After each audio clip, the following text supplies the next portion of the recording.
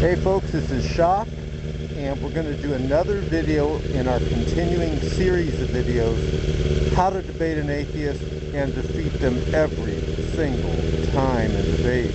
We've debated 75 atheists. All 75 have lost in debate. 75 in a row. So we're going to go through some of the arguments that they bring up and how we address them. So when you debate atheists, you will be able to get them to tap out as you slam them to the mat, philosophically, of course, and scientifically, in debate, and you're able to defeat them every single time. So we're going to be taking the Suzuki Katana 600 on that freeway over here, the high-speed freeways of California. It's a beautiful day today in California, kind of chilly. So I have like a zillion different layers of clothing on. And as we do this, you know the drill. We're going to rev the motor. You're going to hear the pipe, the D&D exhaust from the wonderful people here at Fort Worth, Texas. And we're going to get on the motorcycle. I'm going to put this camera in the visor. I want to show you what type of camera it is. Check this out.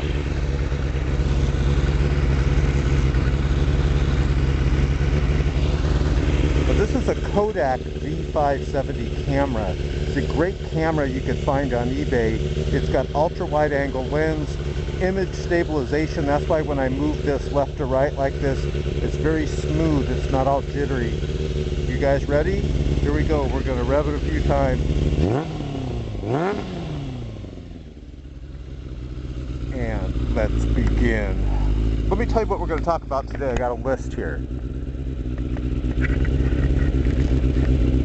Now, the visor might steam up just a bit for the first minute as we ride, but let not your hearts be troubled. It will unfog, okay?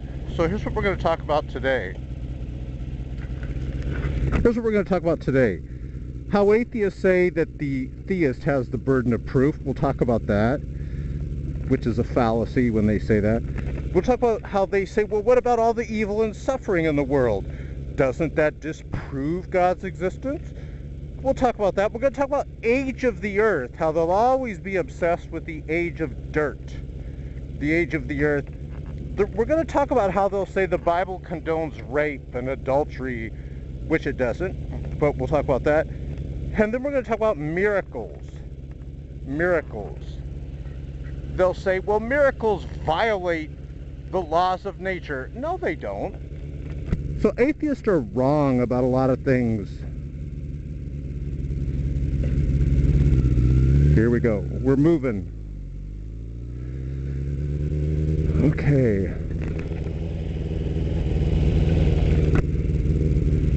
Should be unfogged in about a minute or less.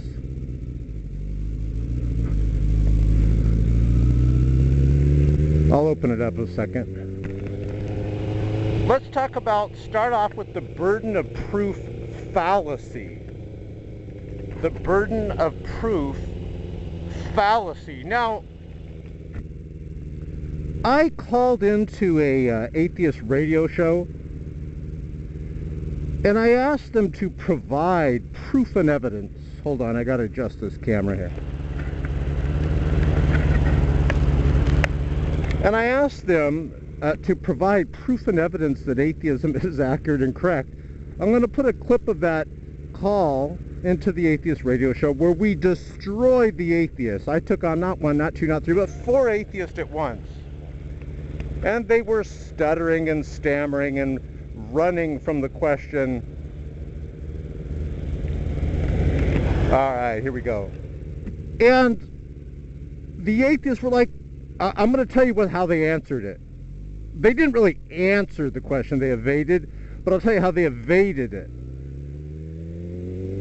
What happens is I call up, right, and because they were talking about how proof and evidence is important, and I agree with that. That's why I left atheism, because the lack, say it with me folks, the lack, L-A-C-K, of proof and evidence. So when you're going to debate atheists, and you're a Christian, and let's say you used to be an atheist like I was, tell them that. Say, I've left atheism because the lack of proof and evidence. Dr. William Lane Craig said it best. He said the Christian has proof and evidence. He says it is the atheist. It is the atheists that believe in a view of which there is no evidence. And he goes, and the atheists will tell you that they don't have any evidence that atheism is true. It's not atheism, it's faiththeism. They're an atheist based on blind faith. But let me tell you what happened when I called into the radio show, guys.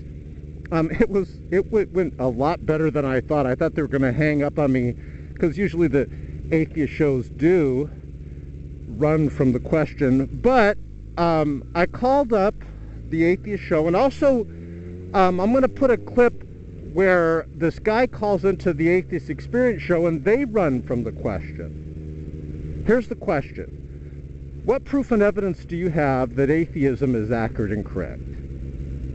Or are you just an atheist based on warm, fuzzy feelings and no arguments? Well, when I called up, you're going to love this story. It's absolutely hilarious. When I called up, the very first thing they do is they start running from the question. Now, I used to be an atheist, so I know all the atheist dishonest tricks. So it doesn't really work with me. It might work with someone if you've never been an atheist before and you haven't hung out in the atheist crowd. They talk about different techniques and tricks that they can use. They'll say, and when the Christian says this, you say that. And when the Christian says this, here's the way you evade it. And you do this, and you just ask them this, that, and the other. I mean, it's so stupid. They have their religious atheist gatherings where they talk about these things. See, it's okay as a Christian to talk about how to rationally, logically address their stupid argument. Because we love the atheists. We know they're brainwashed. We know they're on their way to hell. So we want to pluck them from the fire. So here's what happened. I called up the show and I asked the guy, what proof and evidence do you have that would prove that atheism is accurate and correct? Do you have any? At which point, you could tell they were panicked. They were, what's the word I'm looking for, the phrase, as I tap my finger to my formerly Bible-speaking mouth. They were vividly shaken. So they started running from the question. I said, hey, I left atheism because of the lack of proof and evidence. What proof and evidence can you give me that would show atheism is accurate and correct, or for that matter, even true? Very honest, simple question. If someone asked me that about Christianity, I could show them proof and evidence. As a matter of fact, in my debates, if you look below this video in the description, I supply proof and evidence. Well, what happened, what these atheists did, is they ran from the question, but I felt like I was a bull rider at a rodeo. You know how the bull rider straps himself in and he ties the rope around his arm and he tries to hold on for dear life so the bull doesn't kick him off? And that's what I was doing, is they were trying to kick me off, so to speak, and I was hanging in there. I was trying to get them to address the question, and finally they quit evading and they answered the question. Would you like to know what the atheist said? I asked the atheist, what proof and evidence do you have that atheism is accurate and correct? I go, you guys have evaded like 5 times. Finally the atheist says, well, and he throws in the towel. He answers the question to my shock, and he admits, he says, the only proof and evidence that he has, and I'm quoting him, is 3 words. Listen, his say-so. What an epic atheist fail. In other words, you don't have anything but his opinion. He didn't give any arguments. Well, why should the rational world embrace the madness of atheism just because some nut on a radio show says it's right just because he says so? This is why atheism is now in global decline. So let's go through these arguments. I'll put my actual call to the atheist show below. You got to hear it.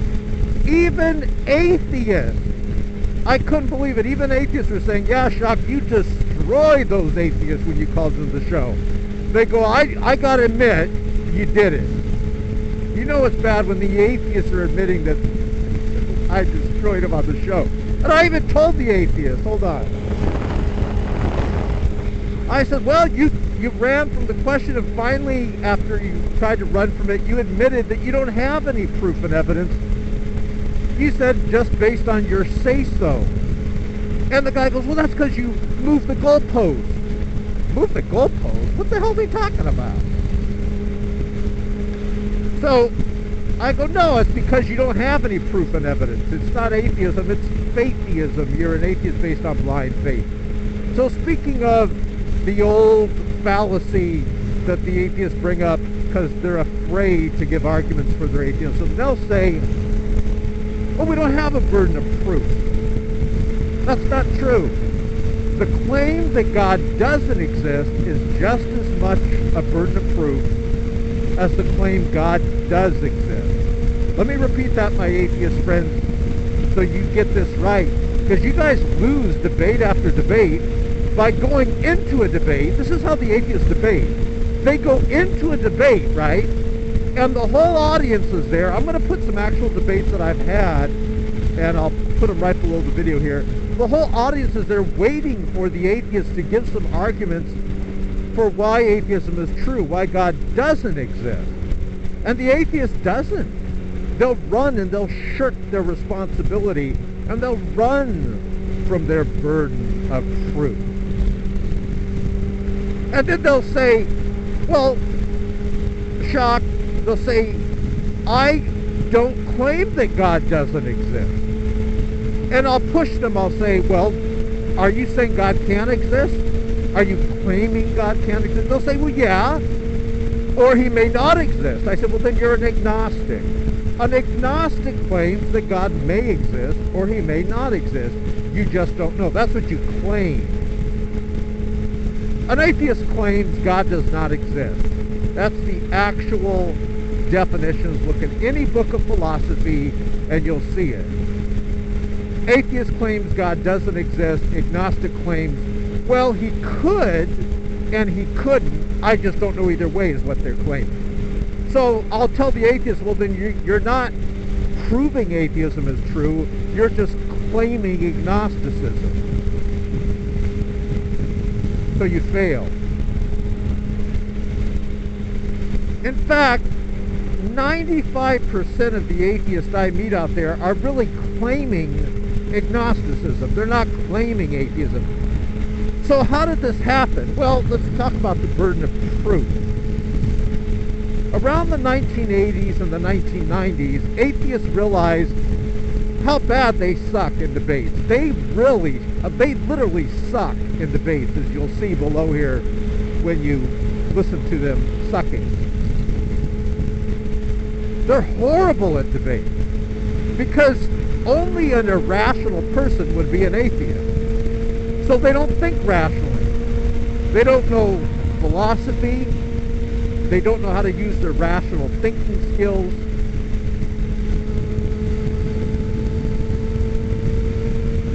Hold on, I gotta get here. So what'll happen is they'll say, well, we don't have a burden of proof. Well, you do if you're claiming atheism. If you're an agnostic, then of course, who cares what you think? You're confused. You don't even know one way or the other, you're saying. So an agnostic even has a more difficult time because what they're basically saying is they're a confused individual.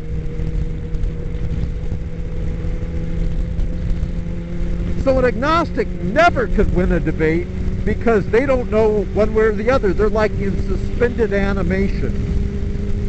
That's what they're claiming, they don't know one way or the other. Now, my belief is that the atheist and the agnostic do know that God exists. So what they claim and what they know are two different things.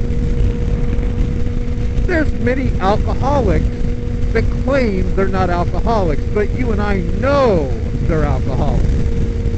See, the difference between a claim and what they know and what you and I know. There are many druggies, a lot of drug users out there.